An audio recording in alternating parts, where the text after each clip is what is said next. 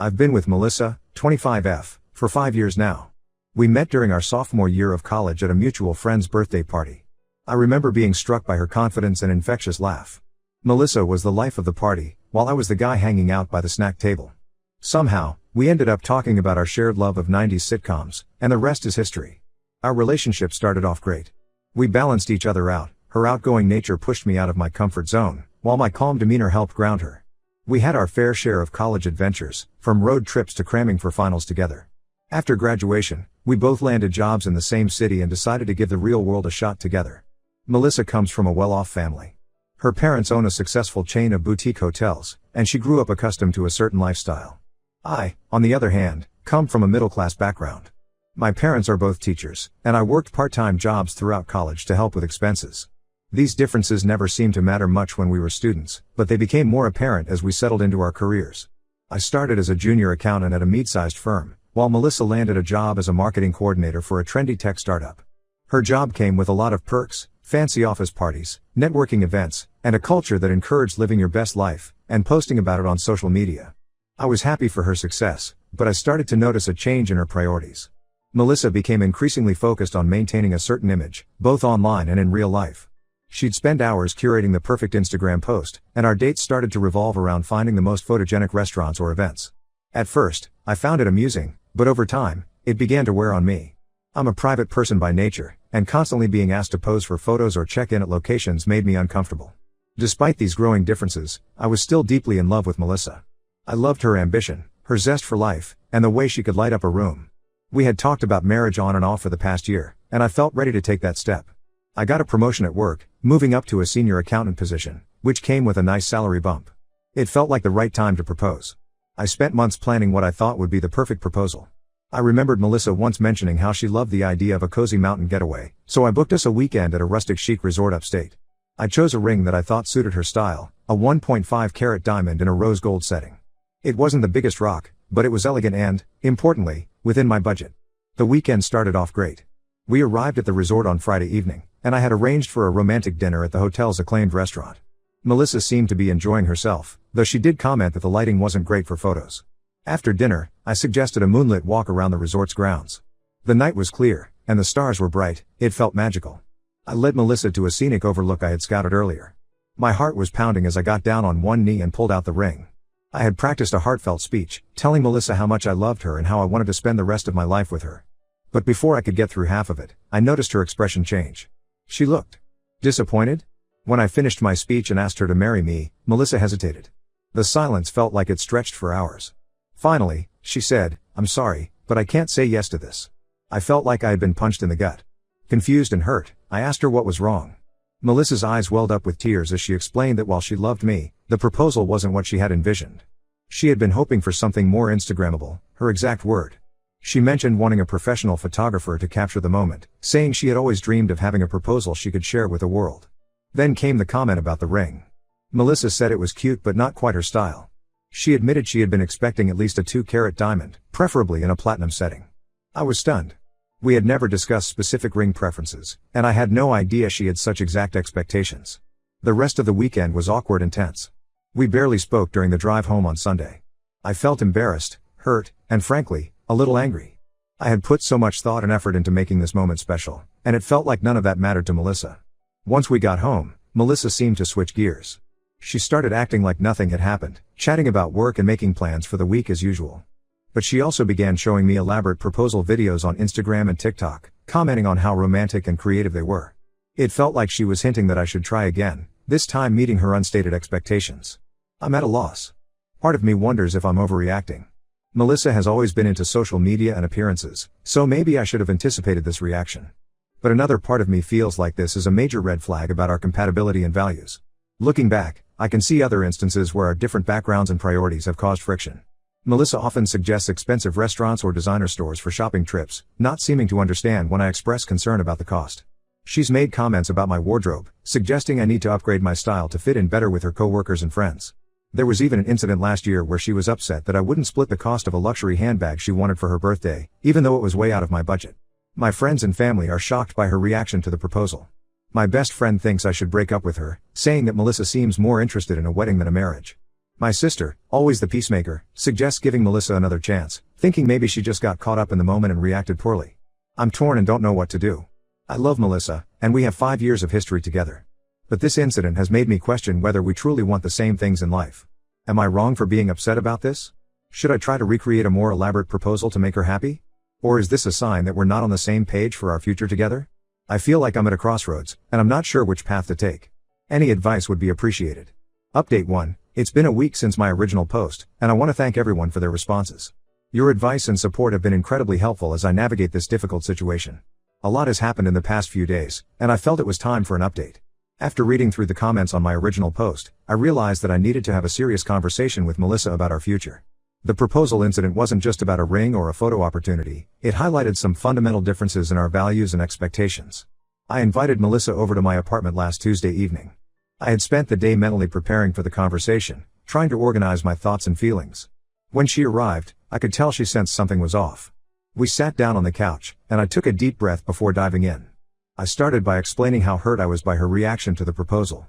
I told her that I had put a lot of thought and effort into making it special, and her rejection made me feel like my efforts weren't valued. I also expressed my concerns about our differing expectations for our life together.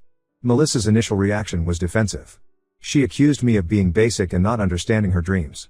She pulled out her phone and started showing me her Pinterest board, full of images of extravagant weddings, designer engagement rings, and luxury honeymoon destinations. "This is what I've always wanted," she said. "Don't you want me to be happy?" I tried to gently point out that these things were way out of our budget. I explained that while I wanted to build a beautiful life together, it needed to be within our means. I suggested that we could work towards some of these goals over time, but we needed to be realistic. Melissa's response shocked me. She suggested that I get a second job or ask my parents for money to fund her dream wedding and lifestyle. When I reminded her that my parents were teachers and didn't have that kind of money to give, she scoffed and said, "Well, I guess they should have chosen better careers." I was floored by her insensitivity. It was like I was seeing a side of Melissa I had never fully recognized before. As we continued talking, it became clear that Melissa had a very different vision for our life together than I did. She wanted a lifestyle that we simply couldn't afford, and she didn't seem to care about the stress and sacrifice it would take to achieve it. The conversation took an even worse turn when Melissa revealed that she had already told all her friends and family about the failed proposal. I was hurt and angry that she had shared such a private moment without my consent. But what really got to me was how she had twisted the story. According to Melissa, I hadn't put any effort into the proposal, and the ring was embarrassingly small.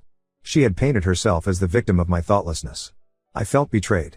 Not only had Melissa rejected my heartfelt proposal, but she had also misrepresented the situation to make herself look better at my expense. It made me question how many other times she might have done this throughout our relationship. We talked for hours, going in circles. Melissa alternated between defending her actions and accusing me of not loving her enough to give her what she wanted. By the end of the night, we were both exhausted and emotional. I told Melissa I needed some time to think about our relationship. She left in tears, saying I was being selfish and immature. The next day, I was shocked to see that Melissa had posted a cryptic message on Instagram. It said something about knowing your worth and not settling for less than you deserve. Her friends were commenting with supportive messages, clearly thinking I was the villain in this situation. It felt like another betrayal, airing our private issues on social media for attention and sympathy. I'm feeling lost and conflicted. On one hand, I still love Melissa. We have 5 years of history together, and there are many things about her that I adore. But on the other hand, this incident has forced me to confront some hard truths about our relationship. The materialistic side of her seems to be taking over, and I'm not sure I can keep up with her demands, or that I want to.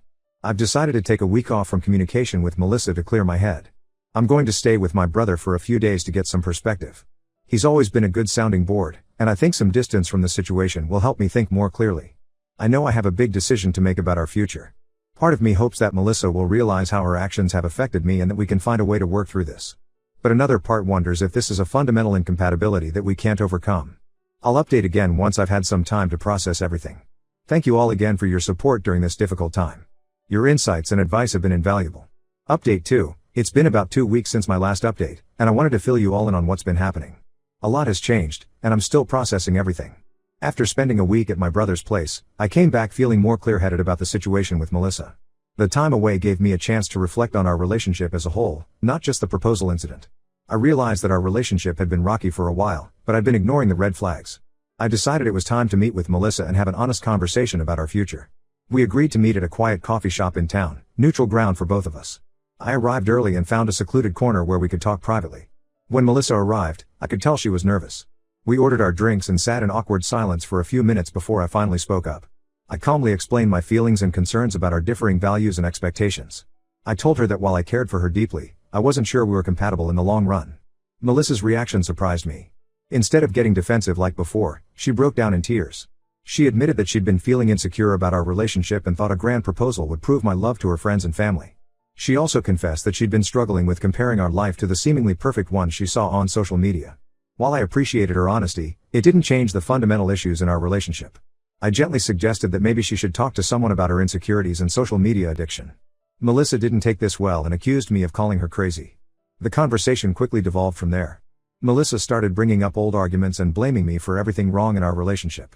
She even accused me of never really loving her because I wouldn't step up and give her the lifestyle she wanted.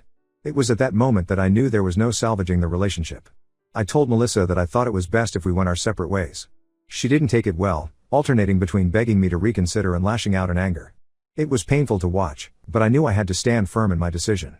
The hardest part came when we had to disentangle our lives. We didn't live together, but we had a lot of shared belongings and friend groups. Melissa made things difficult by spreading her version of events to our friends, painting herself as the victim. Some mutual friends took her side, which was painful. One particularly difficult moment was when Melissa's parents got involved. They called me, expressing their disappointment and trying to persuade me to give the relationship another chance. It was uncomfortable having to explain my reasons for ending things, especially when they brought up the financial support they had occasionally provided for our dates and trips. The past week has been a roller coaster of emotions. I'm sad about the end of a 5-year relationship, but I also feel a sense of relief. I realize now that I had been compromising my own values and happiness to try to meet Melissa's ever-increasing demands. I'm focusing on healing and rediscovering myself now. I've picked up some old hobbies I had neglected, like playing guitar and hiking. I'm also spending more time with friends who have been supportive throughout this ordeal. It's been nice to reconnect with people I had drifted away from during my relationship with Melissa. It's not easy, but I know I made the right decision for my future. I'm learning to trust my instincts and value my own needs and boundaries. While I'm not ready to think about dating again, I'm hopeful about what the future might hold. Thank you all again for your advice and support. It really helped me find the strength to do what was best for me. Update 3. It's been about a month since my last update, and I wanted to share some final thoughts on this chapter of my life. The breakup with Melissa has been tough, but I'm slowly starting to feel like myself again. I've had a lot of time to reflect on our relationship and my own needs and values. It's been a process of rediscovery in many ways. Unfortunately, Melissa didn't take the breakup well. She's been posting passive-aggressive comments on social media and trying to turn our mutual friends against me. It's been hurtful to see her act this way, but I'm doing my best to take the high road and not engage. I've muted her on all social media platforms to give myself some peace.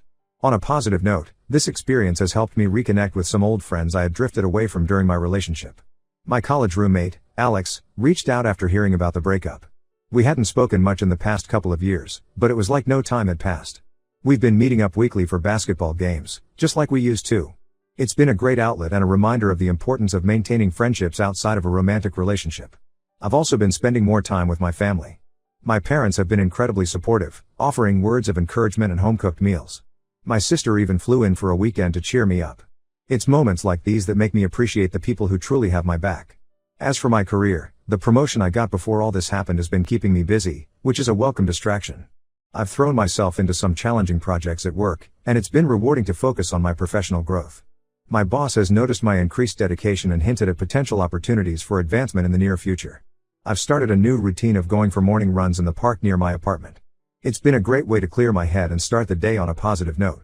I'm even considering signing up for a half marathon later this year, something I've always wanted to do but never found the time for when I was with Melissa. Looking back, I can see now that Melissa and I were never truly compatible. We wanted different things out of life, and no amount of love could bridge that gap.